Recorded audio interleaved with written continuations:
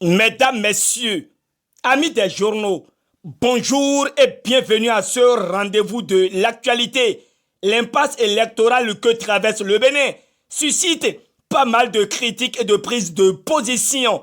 Le pays émergent monopolise l'attention de tous et signale que les forces courues pour un Bénin émergent, le parti restera l'espoir de candidat Zanaï et l'Union sociale libérale de Sébastien Germain à Javon persiste et signe qu'il n'y a pas d'élection sans l'opposition. Selon ce confrère, le PRD menace et exige l'arrêt du processus électoral. À cet effet, une gigantesque masse de résistance est prévue la semaine prochaine pour dénoncer l'arbitraire, martèle le pays émergent. Élections législatives non inclusives et prise de position des Choco-Choco. Titre la dépêche avant de préciser que le PRD reprend des couleurs. Poursuivant avec la même information, Matin Libre nous vient avec le titre Non à des élections non inclusives et certifie que cette position du PRD sera accompagnée de lourdes conséquences.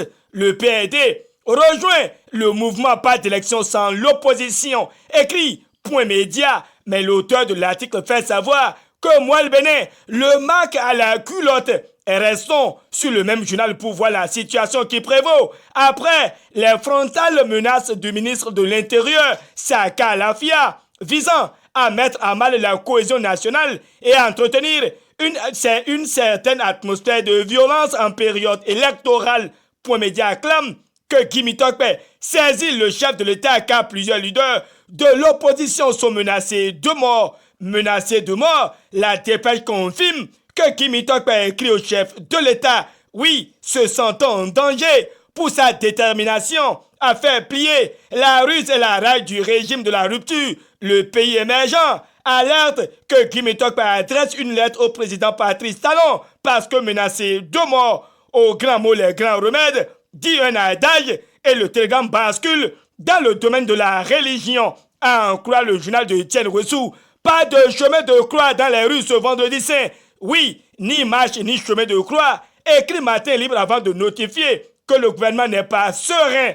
Mais en conseil des ministres, ce mercredi 17 avril 2019, Fraternité relate que le gouvernement annonce des recrutements dans l'armée et motive le personnel sanitaire avec la fixation des indemnités de garde et heures supplémentaires dans les formations sanitaires publiques.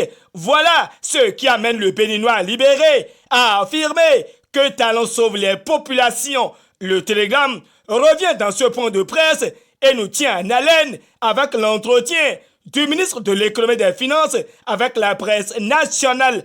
D'après le confrère, Romuald Wadaï parle des performances de l'économie béninoise. La nation enchaîne et relève que c'est le fruit d'un savoir-faire. Selon le matinal, Talon a raison d'oser les réformes. Il force de ce fait l'admiration de la douane qui ne cesse de réaliser des prouesses ces derniers jours. Fraternité brandit en manchette que des centaines de cartons de boissons et produits alimentaires sont saisis pour le compte de la lutte contre la fraude douanière dans le Mono-Koufo. À cœur joie, Bénin Intelligence signale que la douane pourrit la vie aux faussaires avec plus de 500 cartons de produits saisis. Une grosse prise des hommes du DG Saka Boko conclut le Béninois libéré. Le perroquet, dans son œil, fait savoir que l'emploi de gouvernance de Talon préoccupe.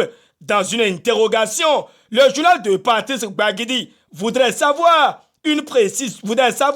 sur les 45 projets phares et les 95 projets sectoriels du programme d'action du gouvernement.